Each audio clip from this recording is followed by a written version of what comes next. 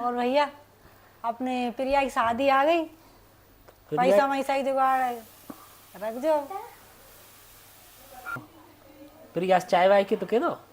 प्रिया चाय बना लो, चचा खा दे, बुआ जी खा दे। प्रिया बेटा, तो हाँ शादी आ गई, तो फिर क्या करना? अपन ने कोई घर भी अच्छे देखे हो, बड़ा घर। अच्छा, हाँ घर भी अच्छा दमदार, तो अपन भाई साहब से गाड़ी भी देना पड़ेगी। हाँ वो तो सही है। अब 10-12 लाख की गाड़ी तो होना चाहिए। अच्छा बड़ा परिवार। अरे अच्छा घर है अपन भाई साहब से, अब दमदारी के साथ शादी करने दहेज भी अच्छा लेना पड़ेगा। अच्छा खाता पीता आदमी है। अरे बहुत बढ़िया है, तो अपन उनका हिसाब से गाड़ी लेने अच्छी पड़ेगी ना। अब वो तो सीधी सी बात है कि यार अब सभी और जब फिर अपन ने बड़ा घर देखे होगा तो वो तो अपन ने बैठने का तो हो। हाँ, और अपन ने उनके स्वागत का भी अच्छे, स्वागत का भी टेंट वेंट भी सही होना चाहिए। हाँ टेंट भी हो। हाँ, मतलब हर एक चीज में वीआईपी होना चाहिए। हम खर्चो तो आओ भाग बहुत। वीआईपी है तो उनका वीआईपी हिसाब से ही काम होना चाहिए। हाँ खर्च आ जाओ, कम से कम 15-20 लाख तो आ जाओगा आराम से। हाँ, अपने घर में पैसा की इतनी सेटिंग नहीं है। अच्छा पैसा कम होगा। अरे और अपना अभी एक तो मोड़ी है अब ये अरे इंद्र सारा जयराम जी की जयराम चलो उनका आ गए। बैठो बैठो बैठो भी अच्छे बढ़िया टाइम पे आ गए यार। बैठो दर्शित बैठ जाओ। ठीक है। हाँ, और क्या हाल चाल? बस बढ़िया भैया। क्या चर्चा चल रही थी यार? वो चर्चा यार प्रिया की शादी के विषय में चल रही थी। अच्छा। हाँ तो क्या भैया भाभी ने देख लिया लड़का, तो घर परिवार भी अच्छा है, तो उनके हिसाब से अपने को करना है। तो अब जैसे कि अब देख लिया है कि बड़ा घर है तो गाड़ी भी देनी पड़ेगी। गाड़ी के साथ साथ उनका जैसे कि वो बारात लेके आएंगे, बारात भी तगड़ी दहेज देना जरूरी है। हमारे हिसाब से तो जरूरी है। मान लो जैसे कि सभी को तो देते हैं, अपने यहाँ चला आ रहा है वो। जैसे कि अपन किसी के साथ बैठो उस हिसाब से कि भाई बड़े आदमी में बैठे हुए तो बड़े हिसाब से खर्चा करना पड़ेगा। नहीं देखो क्या है भाई साहब, वैसे तो हम दहेज के खिलाफ हैं।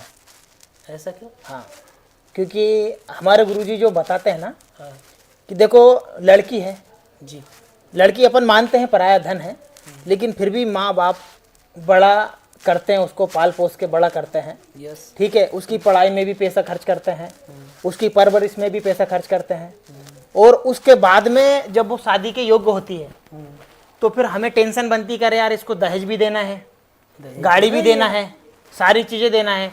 और खुदा ना खास्ता अगर ऐसा घर ना मिले जिसमें हम दान दहेज भी दे दें, गाड़ी भी दे दें, लेकिन लड़की को दिक्कत दे, लड़की को परेशान करे, उसकी किस्मत है यार। फिर देखो अपन आग देख के तो मक्खी कोई नहीं खाएगा। ठीक है, अपन तो अच्छे ही देखेंगे ना। हाँ भाई ऐसा देखेंगे कि अपने लायक हो, घर परिवार बच्चा सब अपने लायक हो, उसी हिसाब से अपन देंगे अपनी लड़की को। बिल्कुल।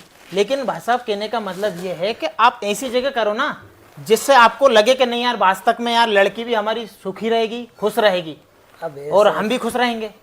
अब ऐसा कौन कितना देखेंगे भाई, किसी के अंदर तो अपन घुस के बैठे नहीं है। अब जैसे हमारे गुरुजी हैं जी, हमारे गुरुजी जो शादी करवाते हैं 17 मिनट में शादी होती है, मात्र 17 मिनट में 33 करोड़ देवी देवताओं का आवाहन होता है। जो हमारे गुरुजी रमेडी करवाते हैं बच्चों की, लड़की और लड़का दोनों की। और हमारे गुरुजी का प्रथम नियम यही रहता है कि ना तो दहेज लेना है, ना ही दहेज देना है। अब भैया हमारे समाज में, अपने समाज में तो यही चला आ रहा है। भाई आपकी शादी हुई थी, आपकी शादी 2013 में की हमने। हाँ, तो उस टाइम हमने आपको दिया ना। बिल्कुल बिल्कुल। लेकिन भाई साहब क्या है, उस समय मैंने गुरु दक्षिणा नहीं ली थी, मुझे वो ज्ञान नहीं था। भाई मुझे ज्ञान नहीं था, तो अगर मुझे ज्ञान होता तो मैं कम से कम उस चीज में उलझते ही नहीं। क्योंकि परमात्मा कहते हैं कि देखो हमारे गुरुजी बताते हैं कि दूसरे का धन कितने दिन चलता है। हाँ, सोचो आप। वो तो ठीक है, दूसरे के धन से धन वाले नहीं होते हैं। भाई परमात्मा ने हमें शरीर दिया, हाथ पैर दिए, आंखें दी, इतना अच्छा शरीर दिया, तो हम खुद कमाएंगे, खुद खाएंगे। नहीं वो सब तो ठीक है, मगर अपने को भी तो अपनी बेटी के लिए कुछ देना पड़ता है ना। बेटी, लेकिन आप ऐसी जगह करो ना जहाँ पे वो खुद कुछ मांगे ही नहीं। नहीं वो लोग नहीं मांग रहे हैं, वो मांगेंगे नहीं, मगर अपना भी तो वो फर्ज बनता है कि कुछ लेकिन देने का। नहीं, वो मांगेंगे नहीं, लेकिन उनके मन में तो एक भाव रहेगा ना। हाँ, मन में तो फिर? रहेगा यार, भाई जैसे कि बराबर के बैठ रहे हैं तो फिर उन्हें तो देना पड़ेगा। फिर तो आप ऐसी जगह करो, ऐसी जगह देखो जो कि वो भी भक्त हो। भाई आप भी हमारे गुरुजी से नाम दीक्षा लो। हम तो कह रहे हैं भैया भाभी को नाम दीक्षा दिलाओ, गुड़िया को भी नाम दीक्षा दिलाओ, और ऐसा परिवार मिलेगा उनको, लड़के भी पढ़े लिखे। ऐसी बात नहीं है, हमारे गुरुजी की संस्था में गुरुजी ने बिल्कुल इस प्रकार से एक मुहिम चला रखी है कि सब लोग प्रेम भाव से रहो, क्योंकि हमें जो मानव जीवन मिला है ना भैया, ये हमें भक्ति के लिए मिला है। जो मनुष्य जीवन मिला है मात्र भक्ति के लिए मिला है।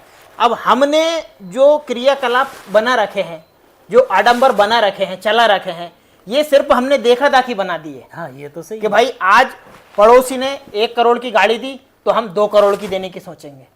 पड़ोसी ने अगर दहेज 1 करोड़ का दिया तो हम 2 करोड़ की देने की सोचेंगे। सही है। लेकिन नुकसान तो हमारा ही है ना। हाँ, फिर हम मैं भी आपसे कुछ पूछना चाह रही हूँ। उसमें कास्ट वास्ट का तो कोई वो ही नहीं रहता, कुछ भी नहीं है दीदी, अदर कास्ट में भी कर सकते। बिल्कुल। भाई देखो, कास्ट क्या रहती है दीदी, कास्ट जो है ये भी इंसानों ने बनाई है। भाई ईश्वर ने तो सिर्फ मनुष्य को बना ईश्वर ने तो सिर्फ मनुष्य को बना के भेजा। भाई नीचे आके कास्ट बन गई। भाई जो शास्त्रों को थोड़ा पढ़ने लिखने लगा उसको पंडित का नाम दे दिया, ठीक जी। जो व्यक्ति झाड़ पोछा करने लगा उसको मतलब उस जाति का नाम दे दिया। जो व्यक्ति दर्जी का काम करता है उसको दर्जी का नाम दे दिया। तो जो व्यक्ति जिस कार्य को करता है उसको वही पदवी दे दी गई, वही कार्य उसको सौंप दिया गया। तो उसका एक समाज बना दी कि इसकी ये समाज, इसकी ये समाज, इसकी ये समाज, ये कर्म के हिसाब से बना है। कर्म के हिसाब से बना दिए। भाई साहब, इंसान परमात्मा कहते हैं कि बेटा आप सब भाई बंधु हैं, मेरे बच्चे हैं आप। बिल्कुल सही है। आपने अभी तक कोई गुरु नहीं बनाया, सबसे पहली बात तो। हाँ, नहीं बनाया। भाई अब आप बताओ, अब आपने गुरु नहीं बनाया कि हम शास्त्रों में बताया है कि गुरु को महत्व दिया, गुरु का महत्व दिया है कि राम कृष्ण से कौन बड़ा, तीनहु भी गुरु कीन, और 3 लोक के बेधनी गुरु आगे अधीन। भाई गुरु का महत्व बताया नहीं बताया? श्री राम जी ने भी गुरु बनाए, श्री कृष्ण जी ने भी गुरु बनाए, जी बिल्कुल। और हम गुरु नहीं बनाएंगे तो हमारे जीवन की जो नैया है वो पार कैसे होगी? तो आप हमारे गुरुजी से नाम दीक्षा लो। यार नाम दीक्षा तो सही है, हम बन ले भी ले, मगर जो रीति रिवाज चला आ रहा है, जैसे कि हमारे पूर्वजों ने भी दिया, हमने तो वही देखा है। देखो और इसके बाद हम भी वही करेंगे। क्या है भाई साहब, देखो यही एक विडंबना चली आ रही है।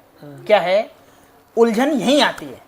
हम क्या है उस चीज को सर्वश्रेष्ठ मान रहे हैं जो चली आ रही है, अब भाई चली आ अपने- रही है। अपने पूर्वज जो करते हैं वो जो अपन ने देखा है ठीक है वही करेंगे ना अपन। भाई साहब, हमारे पूर्वज, अब जैसे मान के चलो आपके पिताजी के पिताजी, ये जैसे हमारे दादाजी, दादाजी। ठीक है, मेरे दादा ससुर, आपके दादाजी, अब वो अनुमान ये बताइए कितने पढ़े लिखे होंगे वो?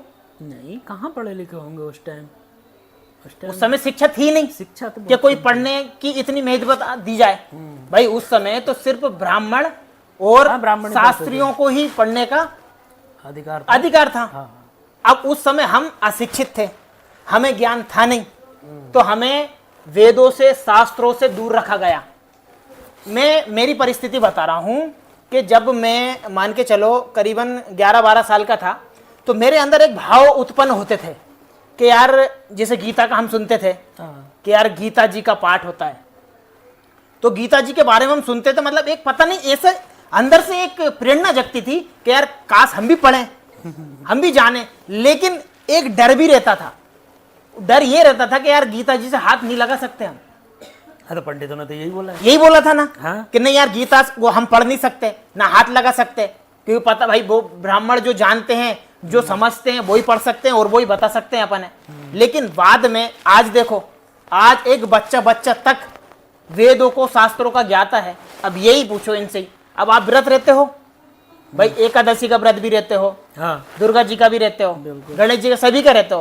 अब दर्शित आप ही बताओ जरा इनको। देखो मामा जी, गीता अध्याय 6 श्लोक नंबर 16 में ये लिखा है, हे अर्जुन, ये योग साधना ना तो अधिक खाने वाले की, ना तो अधिक कम खाने वाले की, ना तो अधिक सोने वाले की, ना तो अधिक जागने वाले की सफल नहीं है, ना तो अधिक व्रत रखने वाले की। मतलब गीता में इस पर व्रत रखने का मना किया है और आप व्रत रख रहे हो।